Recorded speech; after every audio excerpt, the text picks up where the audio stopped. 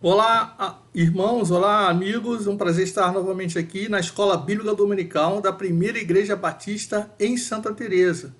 Nós vamos estar abordando nesse estudo o tema O Início de um Conflito, da revista Palavra e Vida, e que aborda sobre o livro de Apocalipse. E o texto base da lição está lá em Apocalipse, capítulo de número 12, versos de 1 ao verso 5. Então, gostaria que você pudesse, então, estar acompanhando a leitura, que é o texto base, que tem como tema o início de um conflito. Então, Apocalipse 12, versos de 1 a 5. E diz assim: Apareceu no céu um sinal extraordinário, uma mulher vestida do sol, com a lua debaixo de seus pés, e uma coroa de 12 estrelas sobre a cabeça. Ela estava grávida e gritava de dor, pois estava para dar à luz. Então apareceu no céu outro sinal, um enorme dragão vermelho com 7 cabeças e 10 chifres, tendo sobre as cabeças 7 coroas. Sua cauda arrastou consigo um terço das estrelas do céu, lançando-as na terra. O dragão colocou-se diante da mulher, que estava para dar à luz, para devorar o seu filho, no momento em que nascesse. E ela deu à luz a um filho, a um homem que governará todas as nações com cetro de ferro. Seu filho foi arrebatado para junto de Deus e de seu trono. Antes de darmos continuidade à lição de hoje, vamos falar com Deus, vamos pedir ao Senhor que fale aos nossos corações. Senhor Deus nosso Pai, nós te agradecemos a oportunidade que nos é concedida para estudar a Tua Palavra. Ó Pai, nesta hora rogamos a iluminação do Teu Espírito Santo, para que possamos entender, ó Deus, a mensagem desta lição e o que a Tua Palavra quer, ó Deus, comunicar e falar a cada coração. Assim abençoe, dirige e glorifica o Teu nome, Senhor. A partir desse estudo, nós assim oramos, agradecidos, no nome de Jesus. Amém. Então, início de um conflito. Então, a lição fala, dá destaque a 2 personagens nesse capítulo 12, que até convido você não ficar apenas nesses 5 versículos, que você possa ler todo o capítulo do 12 de Apocalipse, em que se baseia a lição de hoje. Então, esse texto, esses versos que acabamos de ler, fala de uma mulher que estava grávida, que gritava de dor e que estava para dar à luz, vestida de sol, com a lua debaixo dos seus pés e uma coroa de 12 estrelas sobre a sua cabeça. Essa mulher, então, vou estar destacando aqui sobre essa primeira personagem, né, que representa o povo de Israel, o povo de Deus. Também majestade e beleza. As dores de partos são messiânicas, conforme nós lemos lá no verso número 5, e apontam para o nascimento do Messias. A mulher, ela deu à luz a um filho, um varão, descrito pela narrativa como aquele que iria ou que irá pastorear as nações com vara de ferro. Esta passagem é uma citação lá do Salmo 2, verso 9, que diz assim: Tu as quebrarás com vara de ferro e a despedaçarás com vaso de barro. E a ação do filho envolve o pastoreio, envolve cuidado, envolve ordem. Então, essa mulher representando então o povo de Deus, o povo de Israel, e essas dores de parto simbolizando que daria então ela luz a um filho que nós chamamos de o Messias, Jesus Cristo, que viria pastorear as nações com vara de ferro, né? Se referindo a uma citação lá do Salmo 2, verso 9. Então, toda essa ação de pastoreio, de cuidado e de ordem. O outro personagem desse texto é o dragão, o grande dragão vermelho, que é identificado como o diabo. As 7 cabeças são, nós podemos assim representar como autoridade, habilidade e sagacidade. Não sabedoria, mas tendo uma autoridade, tendo uma habilidade e uma sagacidade, uma certa inteligência. Os 10 chifres simbolizando uma força física. E os 7 diademas, uma autoridade política. O verso 4 retrata que o diabo, esse dragão, ele arrasta 1/3 das estrelas do céu. E o que parece ser uma referência à queda dos anjos. Satanás não caiu sozinho. Outros seres celestiais o acompanharam.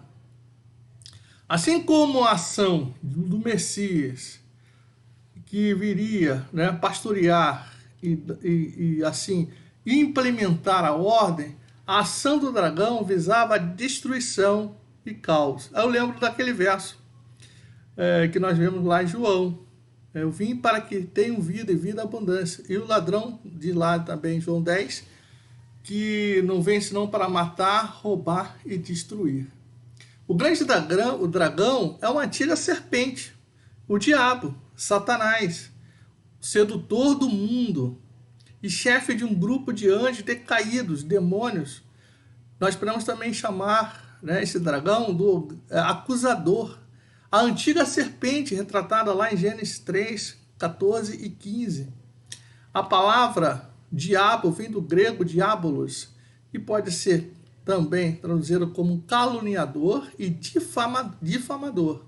Também no Antigo Testamento, né, o diabo, Satanás, é encarado como adversário, do opositor da raça humana. Então são esses dois personagens em destaque.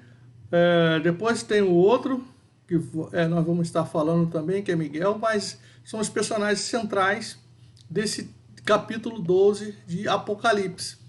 A criança, diz o texto aqui, foi arrebatada para junto do trono de Deus. E essa cena descreve simbolicamente a ascensão de Jesus após a sua ressurreição. A perseguição do dragão, ela reflete também a tentativa de invalidar o plano de Deus para a redenção do mundo. E essa mulher, então, diz o texto, ela foge para o deserto. E o dragão tenta alcançá-la, né, abrindo a sua boca, disparando, né, água, a fim de que eu pudesse alcançá-la. E aí é interessante que ela é preservada. Deus não permite que Satanás alcance essa mulher. E é interessante destacar que a fuga dela para o deserto. O deserto não é o céu, mas é um lugar de proteção e de preparo. Moisés foi preparado no deserto, Israel foi moldado no deserto, Jesus foi provado no deserto e a mulher será sustentada no deserto. Eu vejo o deserto como a sala de Deus, uma sala de aprendizado. Eu não sei se você que está aqui ouvindo a lição, se você tem passado por deserto ou que você esteja no deserto. Mas é um local em que nós temos da parte de Deus a proteção, mas também a provisão, o cuidado da parte de Deus, mas, além de tudo, um aprendizado, um conhecimento de Deus. Então não rejeite o deserto. Encara esse deserto como um local em que Deus faz com que você possa ser ensinado a suportar as situações difíceis da sua vida e ser provado e também ser um vencedor. O texto, esse capítulo 12, aí entra o outro terceiro personagem, fala de Miguel, o arcanjo. Houve uma grande batalha do céu e Satanás foi derrotado. E nós vemos isso lá no verso 10 de Apocalipse 12. Você pode estar lendo aí, o verso 10 do capítulo 12. Então ouvi uma forte voz do céu que dizia: agora veio a salvação, o poder e o reino do nosso Deus e a autoridade do seu Cristo, pois foi lançado fora o acusador dos nossos irmãos, que os acusa diante do nosso Deus dia e noite. Então, nesse texto, nós podemos ver claramente que Satanás foi derrotado. Satanás foi vencido, né? E o Miguel, o arcanjo, ele lidera então essa batalha, então impondo a derrota sobre Satanás. A mulher, ela gera uma outra descendência. Nós vimos no início que aquela mulher representa o povo de Deus. Mas lá em Apocalipse 12, no verso 17, fala que a mulher gera uma outra descendência, os que guardam os mandamentos de Deus e têm o testemunho de Jesus. Então, nós podemos dizer que essa semente gerada também, né, essa descendência gerada por essa mulher, hoje nós podemos chamar a Igreja de Cristo. São aqueles que estariam conhecendo e também sendo lavados pelo sangue do Cordeiro. Então, e o plano de Satanás, que foi vencido no céu, que foi derrotado, agora, né, ele não pôde vencer Jesus, ele então se dá agora ao seu ataque aos filhos de Deus. Ele se dá ao ataque agora à igreja de Deus. Por isso lembro daquele verso, em Efésios capítulo 10, verso 12, que diz assim: pois a nossa luta não é contra as pessoas, mas contra os poderes e autoridades, contra os dominadores deste mundo de trevas, contra as forças espirituais do mal nas regiões celestiais. Gente, nós não podemos espiritualizar tudo, mas tantas são as situações em que o mal está por detrás daquela questão. Pode ser que uma doença seja resultado de um mau cuidado do corpo, que pode ser uma coisa hereditária, uma coisa comum, em que uma pessoa pode ficar adoecida, mas também pode ser uma ação de Satanás.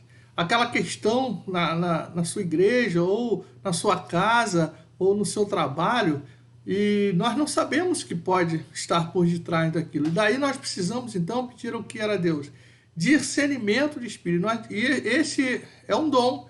É um dom que Deus dá a cada um que se coloca diante dele humildemente para ver e entender as situações, de modo que nós possamos estar atentos a esses ataques, né? Essas batalhas de Satanás contra os filhos de Deus. Então existe uma batalha espiritual. Nessa batalha espiritual, né, traz o que? Desânimo, pode trazer a fraqueza, pode trazer a depressão, pode trazer... Hoje nós vemos aí o povo de Deus, né, dividido por ideologias políticas, de esquerda, direita, progressista, conservador. Pode ser uma ação de Satanás, de fato de dividir o povo de Deus. Quantos são os ataques contra a família, quantos são os ataques relacionados ao nosso próprio eu, naquilo que nós vemos ser rejeitados, desprezados. Então, quais são as batalhas da sua vida? Nessa lição, que é bem objetiva, fala de que Jesus venceu e que nós podemos vencer com ele. E nós precisamos, então, colocar em mente também aquele verso que diz lá em Mateus, capítulo 26, verso de número 41, que diz assim: vigiai e orai para que não entreis em tentação. Na verdade, o espírito está pronto, mas a carne é fraca. Então, até que ponto eu estou atento àquilo que seja, né, o ataque, né, do mal contra a minha vida, contra a Igreja de Cristo? Até que ponto eu estou tomando conta, tomando conta daquilo que seja as questões espirituais. Então, nós precisamos ter um olhar espiritual. Então, Satanás, ele foi vencido. Satanás, ele, né, foi derrotado. E o Senhor quer conceder vitória a cada um de nós. Então, para resumir e assim concluir essa lição, que é bem objetiva, né, nós vemos então esta mulher, uma mulher grávida, que gritava de dor, pois estava para dar à luz, e ela então, nós encaramos né, a representação dessa mulher como o povo de Deus, o povo de Israel, mas também nós vimos também nesse texto falarmos sobre o dragão, que em todo tempo queria furtar essa criança, querendo furtar a ação de Deus, de redenção do mundo, mas ele não foi capaz, ele foi vencido. Glória a Deus por isso. E aí fala também de uma batalha no céu, liderada pelo arcanjo Miguel. E aí nós precisamos também ver aqui o seguinte, que o Satanás quis, então, perseguir essa mulher. Ele quis, então, atingir essa mulher. Mas também nós vemos na palavra de Deus que aquele que é de Deus, o maligno não toca.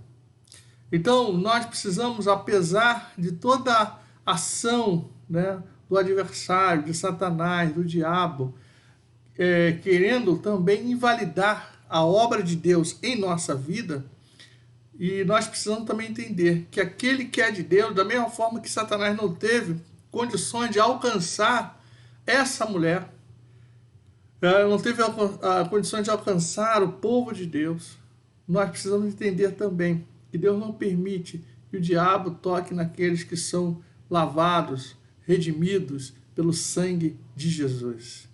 Quem é do Senhor, o diabo não pode tocar. Mas nós não podemos fechar os nossos olhos para as coisas espirituais. Interessante verificar que existem pessoas, né, que têm a Bíblia em mãos, mas que acham que o diabo é uma ficção, é uma mentirinha, é algo inventado, é fantasioso. Mas nós vemos nos textos bíblicos, lá nos evangelhos, né, que Jesus foi tentado pelo diabo no deserto. Ele não teve condições de impedir a vinda de Jesus. Ele não teve condições de impedir a ação de Jesus. Mas ele tentou Jesus. Mas também foi vencido no deserto. E esse deserto não é para que, se agora falando do deserto particular nosso, da nossa vida, não é para nos enfraquecer, não seja para paralisar você, que você não venha rejeitar esse deserto, mas entender, como falei anteriormente, e ver esse deserto como uma sala de aprendizagem da parte de Deus para a sua vida. Deus está te ensinando nesse deserto. E é importante que nesse deserto você seja o quê? Aprovado da parte de Deus. Que você seja o quê? Fortalecido.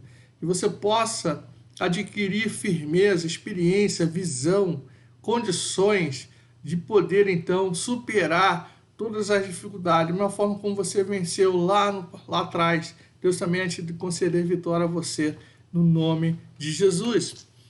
E aí, para terminar, quero repetir Efésios 10, verso 12.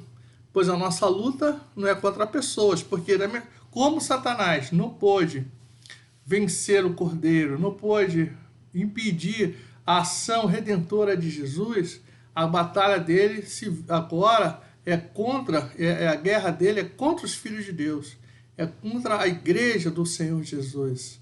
E ele diz então a palavra de Deus lá em Efésios 10, 12. Pois a nossa luta não é contra pessoas. Então, a sua luta não é contra o seu marido, não é contra o seu filho, não é contra aquela outra pessoa que você tem tanto falado sobre ela na sua vida, mas contra os poderes e autoridades, contra os dominadores desse mundo, das trevas, contra as forças espirituais do mal nas regiões celestiais. Que o Senhor possa te fortalecer, que o Senhor possa te guardar, que o Senhor possa te dar visão, que o Senhor possa dar discernimento a você, para que você possa saber identificar esses ataques, identificar essas questões que estão por detrás, talvez de um problema, de uma dificuldade, de uma porta fechada. Mas há poder no nome de Jesus. Que esta lição possa conferir você também essa autoridade. No nome de Jesus, no nome de Jesus, você possa repreender Satanás na sua vida, na sua casa, na sua família. Que o Senhor te abençoe, que o Senhor te guarde. E nós louvamos a Deus, porque sim, Ele é o vencedor e Satanás foi vencido. Vamos falar com Deus nessa hora, vamos agradecer a Ele por essa lição. Pai de amor, nosso Deus, te agradecemos pela oportunidade que o Senhor nos deu de estudar a Tua palavra. Eu quero pedir por esse meu irmão, eu quero pedir por essa minha irmã. Se por acaso o Pai tem passado por situações, Senhor, em que, ó Pai, Satanás tem batalhado contra essa vida, contra essa casa, contra, Senhor, seus planos, projetos financeiros, vida física, emocional, ó Pai, que no nome de Jesus, Satanás seja vencido, Satanás seja repreendido, porque Jesus venceu. E com ele, Senhor, também somos mais do que vencedores. Concede, Senhor, autoridade, concede, Senhor, discernimento espiritual. Ó Pai, vai repreendendo todo o medo. Ó Pai, que nós possamos, ó Pai, aprender que também no deserto nós não estamos sozinhos. No deserto é o lugar, ó Pai, de nós possamos estar mais perto de Ti, mais íntimos contigo. Assim nós te louvamos, nós te exaltamos, porque o plano redentor, ó Pai, que Tu estabeleceste para a humanidade se cumpriu. E que esse plano também, ó Deus, que Tu tens para cada um de nós, possa se cumprir, para a honra e para a glória do Teu nome. Nós oramos assim e agradecidos somos. No nome de Jesus. Amém. Então, ficamos aguardando você para a nossa próxima aula, para a nossa próxima lição, que será a lição 9. Um grande abraço, Deus te abençoe. Até lá.